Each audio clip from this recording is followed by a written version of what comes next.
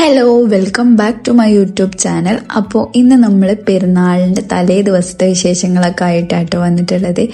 അപ്പോൾ നമ്മൾ വീഡിയോയിലേക്ക് പോവാല്ലേ. അപ്പോൾ ഇന്നിതാ തലേ ദിവസം ഞാൻ ചെറുതായിട്ട് നഖത്തിലൊക്കെ മൈലാഞ്ചി ഇട്ടിട്ടുണ്ടായിരുന്നു കേട്ടോ. അത് ഞാൻ നമ്മൾ മോർണിംഗ് ക്ലീനിങ് പരിപാടിയൊക്കെ കഴിഞ്ഞതിന് ശേഷം പ്രയറൊക്കെ കഴിഞ്ഞിട്ട് ഇട്ടായിരുന്നു. പിന്നെ നമ്മൾ അതിനിടയിൽ അസിമോക്ക് കയ്യിൽ എൻ്റെ ഫ്രണ്ടാട്ടോ ഇട്ട് കൊടുത്തത്. അവൾ ഇവിടെ അടുത്ത് തന്നെയാണ് വീട്. അപ്പോൾ അവൾ അങ്ങോട്ട് പോയിട്ടുണ്ടായിരുന്നു. അപ്പോൾ അവിടെ പോയിട്ട് ഇട്ടിട്ട് വന്നതാണ്.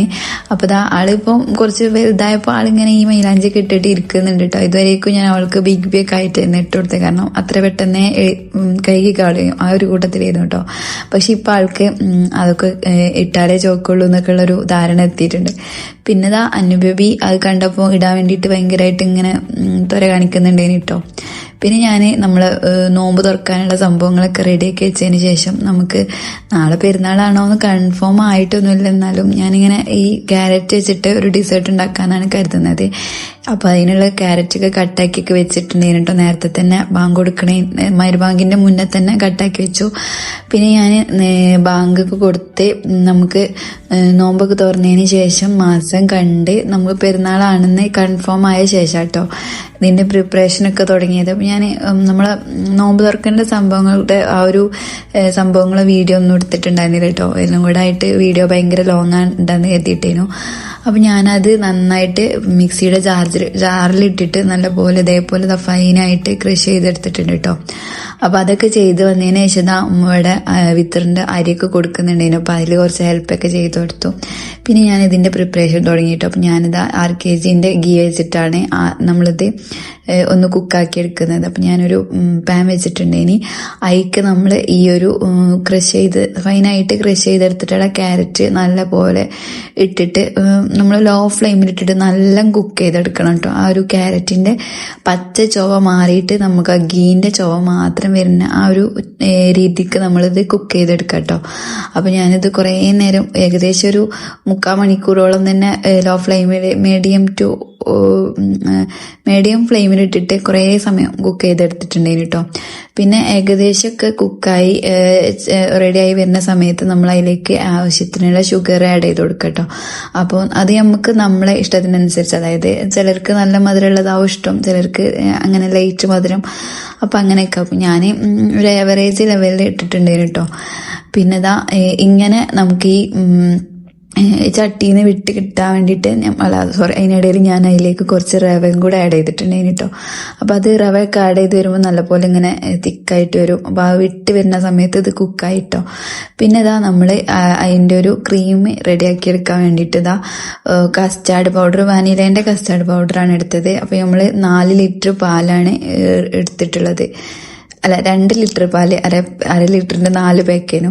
അപ്പോൾ അത് എടുത്തിട്ടുണ്ട്. അപ്പോൾ അതിലേക്ക് ഞാനിതാ 4 ടേബിൾ സ്പൂണോളം നമ്മൾ ഈ ഒരു കസ്റ്റാർഡ് പൗഡർ എടുത്തിട്ട് സാധാ നോർമൽ വാട്ടറിൽ തന്നെ ഇങ്ങനെ മിക്സ് ചെയ്തിട്ട് നല്ലപോലെ മിക്സ് ചെയ്തെടുത്തിട്ടോ. ഇതിപ്പോൾ കസ്റ്റാർഡ് ഉണ്ടാക്കുന്ന ആ ഒരു രീതി എല്ലാവർക്കും അറിയാം. അപ്പോൾ അതുപോലെ തന്നെ നമ്മൾ അത് റെഡിയാക്കി എടുത്തതിന് ശേഷം നമ്മൾ പാല് തിളച്ച് വരുന്ന ആ ഒരു സമയമായപ്പോഴത്തേക്ക് ഞാൻ അതിലേക്ക് പഞ്ചസാര കുറച്ച് മറ്റേതും കൂടെ നോക്കിയിട്ട് വേണ്ടിട്ട് ഇടാൻ അതിട്ടിട്ട് റെഡിയാക്കിയിട്ടുണ്ട്. പിന്നെ അതിലേക്ക് ഞാൻ റോസ്റ്റഡ് വേർമിസെല്ലും കൂടെ ചേർത്തിട്ടുണ്ടായിരുന്നു കേട്ടോ.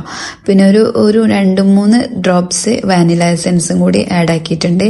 അപ്പോൾ നമ്മൾ പാല് വന്ന് തുടങ്ങിയ ആ ടൈമിലാണ് നമ്മൾ സേമിയ ആഡ് ചെയ്ത് കൊടുത്തത് കേട്ടോ. അപ്പോൾ അത് ഒന്ന് കുക്കായി വരുന്നവരെ നമുക്ക് ഇങ്ങനെ വേവിച്ചെടുക്കാം. അപ്പോൾ നല്ലപോലെ ഇങ്ങനെ കുക്കായിട്ട് വരുന്നുണ്ട് കേട്ടോ. അപ്പോൾ നമ്മൾ നല്ല കുക്കായിട്ടില്ല എന്നുണ്ടെങ്കിൽ നമ്മൾ സേമിയ മുകളിൽ ഇങ്ങനെ പൊങ്ങിക്കിടക്കും പാലിൻ്റെ. അപ്പോൾ ഏകദേശം അതിലിങ്ങനെ മിക്സായി കിടക്കുകയാണെങ്കിൽ നന്നായിട്ട് കുക്കാവുന്നൊരു ടൈമായിട്ടോ. പിന്നെ നമ്മൾ അതിലേക്ക് മിൽക്ക് മെയ്ഡ് ആഡ് ചെയ്ത് കൊടുത്തിട്ടുണ്ട്. അപ്പോൾ അത് ഞാൻ അത്യാവശ്യം ആ ഒരു ബോട്ടിൽ ഫുൾ ആഡ് ചെയ്തിട്ടുണ്ടായിരുന്നു കേട്ടോ.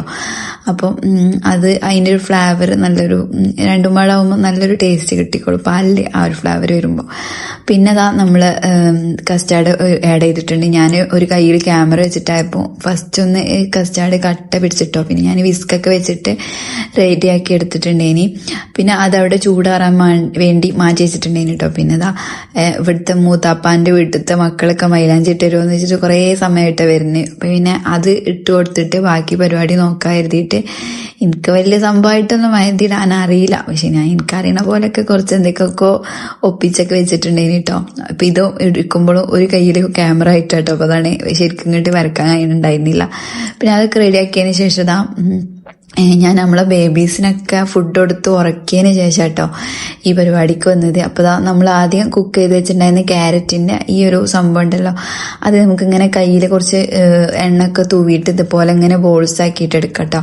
അപ്പം അതൊരു ഏകദേശം നമ്മൾ ഗുലാം ജാമുൻ ഉണ്ടാക്കൂലേ, ആ ബ്രെഡിൻ്റെ ആ ഒരേ അത്രയും വലുപ്പമുള്ള ആ ഒരു ബോൾസ് പോലെ തന്നെ അത്ര തന്നെ വലുപ്പത്തിലാട്ടോ ഞാൻ ചെയ്തെടുത്തിട്ടുള്ളത്. അപ്പം ഇതിൻ്റെ പേരും ക്യാരറ്റ് ജാമുൻ എന്നാണ്, ചിലർക്കൊക്കെ അറിയായിരിക്കും. അപ്പം ഞാനും ഇത് യൂട്യൂബിലെ ഏതോ ഒരു ചാനലിൽ കണ്ടിട്ട് ചെയ്തിട്ടുണ്ട് കേട്ടോ. അപ്പോൾ ഇതാ എല്ലാതും നമ്മിങ്ങനെ ട്രൈ ചെയ്ത് നോക്കാമല്ലോ.